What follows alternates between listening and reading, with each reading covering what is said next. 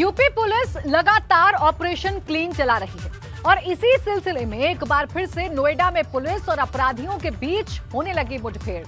लेकिन जब पुलिस ने दिया अपराधियों को मुंहतोड़ जवाब तो कराहने लगे अपराधी, अपराध से करने लगे तौबा। देखिए अपराधी का एनकाउंटर फिलहाल।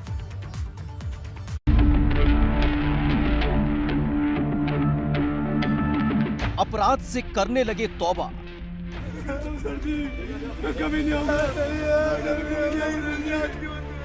बदमाशों की दुकान का शटर डाउन। अपराधी का एनकाउंटर मिला। अपने कारनामों से नोएडा को थर्राने वाले, अपने कारनामों से वारदात नामा लिखने वाले जब एक टांग पर चलने को मजबूर हुए तो खुद के जहन में ऐसा खौफ पैदा हो गया कि अपराध के साथ साथ नोएडा से तौबा कर ली कि तौबा तौबा हुजूर, अब नहीं करेंगे अपराध। तौबा तौबा हुजूर, अब नोएडा तो भूल कर भी नहीं आएंगे। कभी नहीं आऊंगा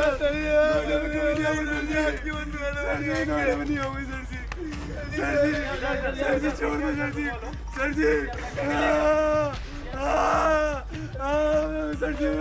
मैं कभी आज के बाद नोएडा में नहीं आऊंगा सर जी। अब आप सोच रहे होंगे कि आखिर ऐसा क्या हो गया कि रात के अंधेरे में पुलिस वालों से घिरे ये दोनों शख्स नोएडा से तौबा कर रहे हैं। तो आपको बता दें कि दरअसल ये यूपी पुलिस का ऑपरेशन क्लीन का असर है, जिसके तहत बदमाशों की पुलिस से मुठभेड़ हो गई और पुलिस की गोली का निशाना बने ये दोनों बदमाश, जिसके बाद देखिए कैसे माफी मांगते दिखाई दिए। कभी आज के बाद नोएडा में नहीं आऊंगा सर जी। दरअसल नोएडा पुलिस को इन बदमाशों ने 4 दिन पहले सीधी चुनौती दी थी, जिसमें 27 जुलाई को वारदात को अंजाम दिया गया था। नोएडा के सेक्टर 55 में लूट की वारदात हुई थी। आरएसएस के पदाधिकारी के घर पर हुआ था लूटकांड के बाद से ही पुलिस को इन बदमाशों की सरगर्मी से तलाश थी। इसी बीच पुलिस को सूचना मिली कि लूटकांड में शामिल बदमाश सेक्टर 58 इलाके में आने वाले हैं। इस दौरान 4 संदिग्ध आते दिखाई दिए, जिसके बाद पुलिस ने सभी बदमाशों को घेर लिया तो बदमाशों ने पुलिस पर फायरिंग शुरू कर दी। पुलिस की जवाबी कार्रवाई में 3 बदमाशों को गोली लगी तो वहीं एक बदमाश मौके से फरार हो गया। सेकंड और SHO 58 की टीम थी। इस टीम को सूचना थी कि जो घटना जिसका वर्कआउट आज किया गया है, इसका खुलासा आज ही हुआ है, उसके कुछ वांछित अपराधी कहीं अपने कुछ ज्वेलरी, कुछ सामान शिफ्ट करने के चक्कर में है। उस सूचना को हम लोगों ने डेवलप किया। इनकी घेराबंदी की गई है अभी कुछ देर पहले और ये 2 बाइक पे थे। दोनों बाइक पे 2 बदमाश थे। हम लोगों ने चारों तरफ से इनकी घेराबंदी की। हम लोग जहाँ पे भी खड़े हैं यहाँ पे हम लोगों ने दोनों तरफ से इनको घेरा था। घेरने के बाद इन लोगों ने जब देखा कि चारों तरफ से घिर गए, इन लोगों ने हमारी टीम्स पे अटैक किया। हम लोगों ने भी जवाबी कार्रवाई की। लगभग 5-6 राउंड गोलियाँ चली यहाँ, जिसमें वो जो 4 बदमाश थे उसमें से 3 घायल हो गए और एक बदमाश यहाँ से एक बाइक लेके फरार हो गया। मुठभेड़ के दौरान पुलिस के हत्थे चढ़े तीनों बदमाशों के पास से 1,80,000 रुपए की रकम के साथ लूटे गए जेवरात भी बरामद हुए हैं। अपना नाम मोनू बताया, मोनू उर्फ आरिफ। दूसरा ने अपना नाम हर्षित बताया और मोनू, गौतम और विष्णु, ये 3 लोग बताए। और जो भागने में सफल रहा उसके बारे में हम लोगों ने पूछा, उसका नाम हर्षित है और हम लोग उसकी कॉम्बिंग कर रहे हैं अभी। इन लोग के पोजीशन से लगभग 1,80,000 रुपये के आसपास हम लोगों ने बरामद किए हैं। जैसा कि आपने आज प्रेस कॉन्फ्रेंस में देखा होगा, 80,000 रुपये के आसपास हम लोगों ने उस समय भी बरामद किए थे, जो 6 मुलजिम हमें मिले थे, और बाकी पैसे इन लोगों के बैग से मिले हैं। वहीं पुलिस के एक्शन को देखकर बदमाशों की खिड़की बंद गई, जिसके बाद घायल अवस्था में ही बदमाश रोने लगे और अपराध से तौबा करने लगे। मैं कभी नहीं आऊंगा सर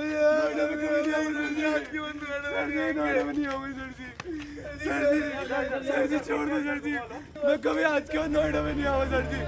ये कबूलनामा और अपराधियों में भरी दहशत बताने के लिए काफी है कि पुलिस के ऑपरेशन क्लीन का असर किस कदर हो रहा है, कैसे अपराधियों के दिल में खाकी और कानून का खौफ अब पैदा होने लगा और उसका सबूत है इन अपराधियों का अपराध और नोएडा से तौबा करना। एबीपी गंगा के लिए नोएडा से अंकित कौशिक की रिपोर्ट। मुरादाबाद के एक परिवार को है अपनी बेटी की तलाश और आरोप है संगीन कि उनकी बेटी को पड़ोस में रहने वाले लोगों ने किया किडनैप और फिर उसका जबरन धर्म परिवर्तन किया है। लेकिन पुलिस अपनी कार्रवाई शुरू करती उससे पहले ही सामने आया एक वीडियो जिसने इस पूरे मामले को नया मोड़ लाकर खड़ा कर दिया। देखिए प्यार का वीडियो पंचनामा।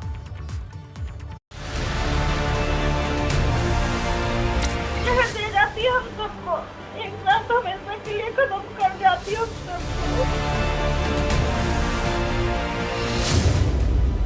बेटी की तलाश में भटक रहा परिवार।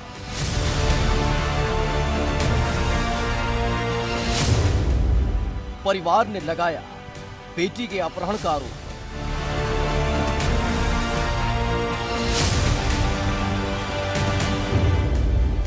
बेटी को लफ्ज़-ए-हाथ का शिकार बनाने का आरोप।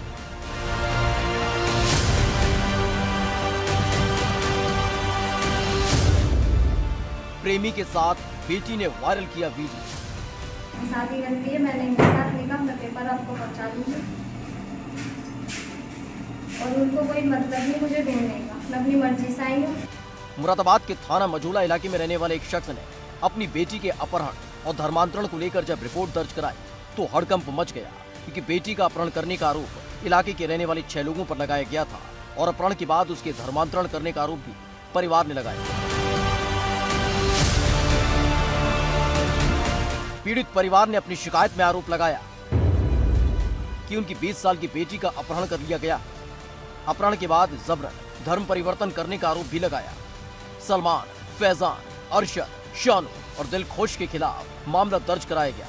बेटी को लफ्ज़-ए-हाथ का शिकार बनाने का आरोप भी लगाया गया। घटा भारानी हुआ है, सामने यही करके ले गया सलमान, और परिवार को इसके बहनोई है जो इसका नाम है सानू, उसका पूरा हाथ है और इसकी माँ दिलसुख। ऐसा लिखी गई आपकी किस दौरान क्या लिखा गया? FIR साहब धुवेला फुवेला बदतमीजी बोले, उसमें ST एक्ट और उठा कर ले गया वो, उसमें FIR दर्ज कराई कल। कितने लोगों के खिलाफ है? इसका बहनोई है सलमान और इसका बहनोई है वो सलमान, इसका लड़का बड़ा वाला, और दिलसुख इसकी माँ है, और सलमान और वो क्या कहते हैं फैजान, अरसान इसके भैया हैं, और सानू इसका बहनोई है जो सब पूरा सपोर्ट कर रहा है, वो गाड़ी चलाता है।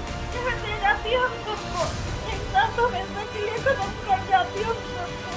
वहीं बेटी के गायब हो जाने पर मां का रो रो कर बुरा हाल है, तो वहीं पुलिस भी परिवार के आरोप पर लगातार बेटी की तलाश में जुटी थी।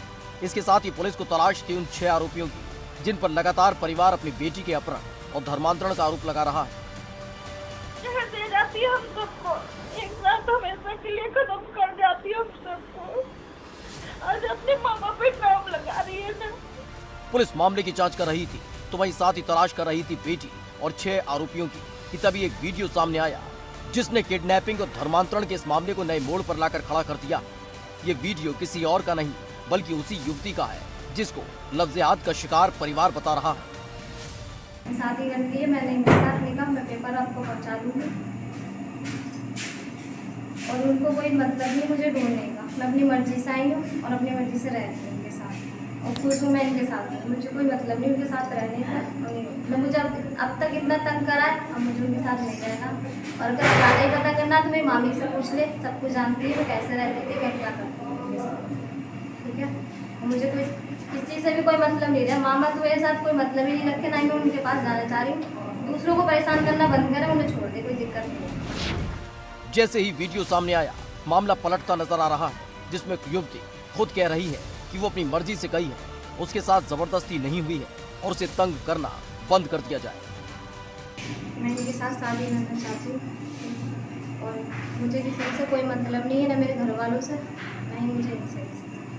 और ये अगर मुझे ढूंढने की कोशिश करेंगे तो ये तो मैं जान से मर जाऊँगी। मुझे ढूंढने की कोशिश नहीं करे तो ही ठीक है। और अगर मुझे ज़्यादा पता करना है तो मेरी मामी से पूछ ले, सब कुछ पता हो, जैसे भी पता, शुरू से अब तक जो करती चली आ रही सब कुछ जानती है। इसमें कोई कहने वाली कोई बात नहीं है। और मामा समझा तो अब तक उनने कोई गौर नहीं करी, तो मुझे क्यों ढूंढ रहे हैं? ना ही मुझे उनके साथ रहना, ना मैं जाऊँ। सब सीधी बात है, मैं नहीं जाऊँ। और मैंने कर ली शादी, पेपर चाहिए वो प्रूफ में पहुँचा दूँगी, ठीक है। वीडियो के सामने आने के बाद अब पुलिस फूंक फूंक कर कदम रख रही है, क्योंकि युवती बालिग है और वीडियो में वो तमाम दस्तावेज पेश करने और अपनी मर्जी से शादी करने की बात कह रही है। इसमें थाना मझौला पे तहरीर प्राप्त हुई थी कि उनकी बेटी को कुछ लोग धर्मांतरण कराने के उद्देश्य से अगवा कर ले गए। इस प्रकरण में थाना मझौला पे मुकदमा पंजीकृत कर लिया गया है। इसमें विधिक कार्रवाई की जा रही है। जांच के दौरान एक वीडियो भी लड़की की तरफ से प्राप्त हुआ है, जिसमें उसने बताया है कि मैं अपनी मर्जी से इस व्यक्ति के साथ गई हूँ और मैंने शादी कर लिया। इसमें पूरे प्रकरण की जांच की जा रही है। जो भी तथ्य सामने आएंगे उसके अनुसार विधिक कार्रवाई पूर्ण करी जाएगी।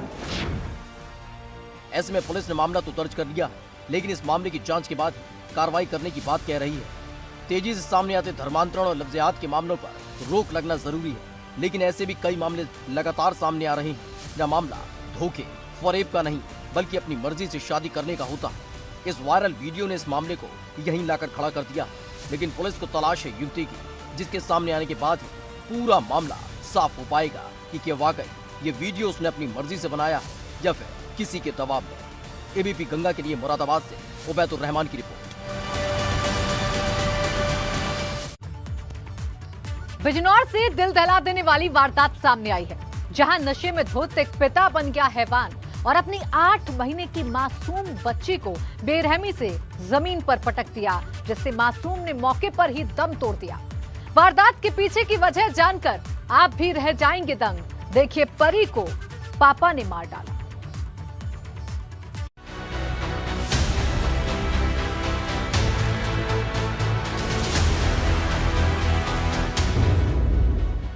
बाप का खौफनाक पाप।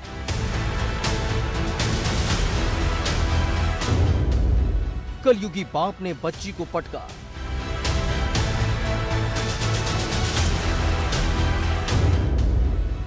परी को पापा ने मार डाला।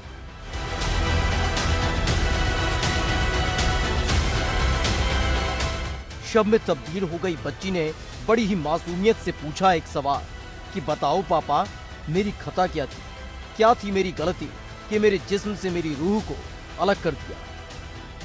पूछा एक मासूम ने अपने पिता से कि आखिर ऐसा क्या हुआ कि मुझे बेरहमी से जमीन पर पटक दिया, और जब भरा मुझे मेरी मां ने अपनी बाहों में तो मैं लाश में तब्दील हो चुकी थी।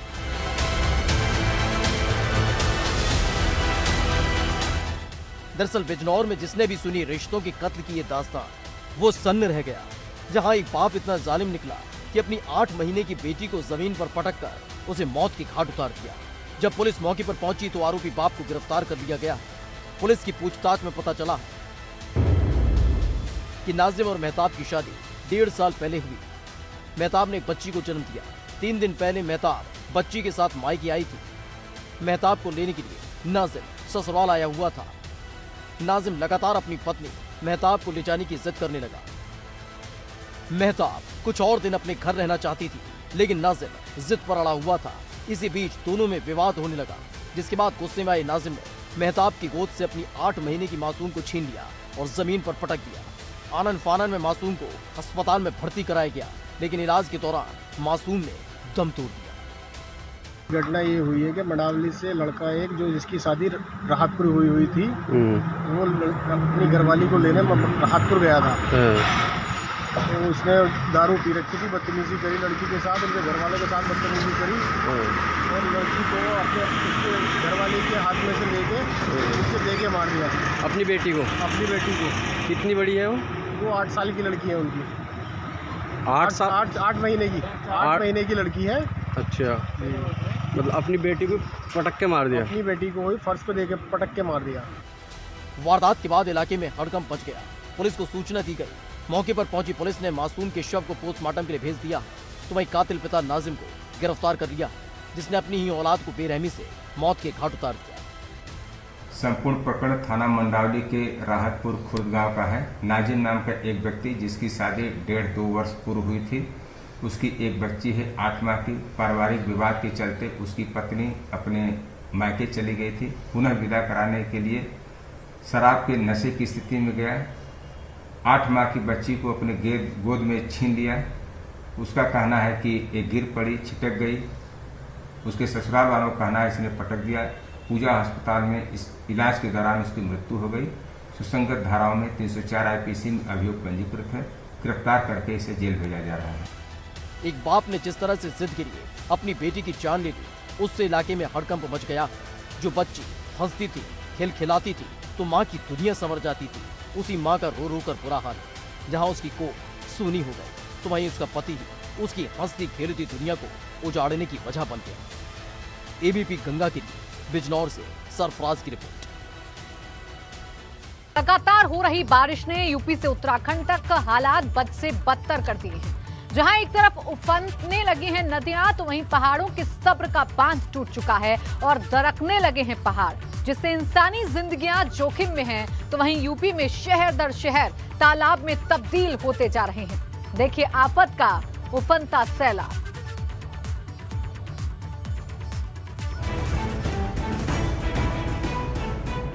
पहाड़ों पर बारिश, मैदानों में आफत, नदियों में उफान, जिंदगियां हल्का। पहाड़ों पर लगातार हो रही बारिश आफत साबित हो रही है। मैदानी इलाकों में उफनाती नदियां लोगों के दिलों की धड़कनें बढ़ा रही हैं। बढ़ते जलस्तर से नदियों के किनारे कटान तेज हो चुका है। तेज बहाव कई बीघा जमीन को अब तक अपने आगोश में समेट चुका है। पहाड़ों पर हो रही बारिश के बाद गंगा और उसकी सहयोगी नदियों का जलस्तर बढ़ रहा है, जिसकी वजह से कटान भी तेजी से हो गया है। किसानों की लहलाती सैकड़ों बीघा फसल, धान की फसल गंगा में तबाह हो रही है। प्रशासन भी लगातार किसानों को चेतावनी जारी कर नदी के किनारे न जाने की हिदायत दे रहा है। उफान के साथ जानवरों का भी खतरा। रिहायशी इलाके तक पहुंचा मगरमच्छ। बढ़ते जलस्तर की वजह से नदियों का पानी रिहायशी इलाकों तक पहुंच रहा है, जिसकी वजह से नदियों में रहने वाले खतरनाक मगरमच्छ भी रिहायशी इलाकों तक पहुंच रहे हैं। बिजनौर के भगेन इलाके में नदी के सहारे रिहायशी इलाके में मगरमच्छ पहुंचने से हड़कंप मच गया। सूचना के बाद मौके पर पहुंची वन विभाग और पुलिस की टीम ने कड़ी मशक्कत के बाद मगरमच्छ को पकड़ा। इंडो नेपाल बॉर्डर पर तेजी से कटान। राप्ती के कटान में बह गए पिलर। श्रावस्ती में भी राप्ती नदी उफान पर है। नदी के बहाव का अंदाजा इसी बात से लगाया जा सकता है कि इंडो नेपाल सीमा पर लगा विभाजन का पिलर कटकर राप्ती में समा चुका है। बताया जा रहा है कि राप्ती नदी ने तेज बहाव की वजह से एक बार फिर धारा बदल ली है।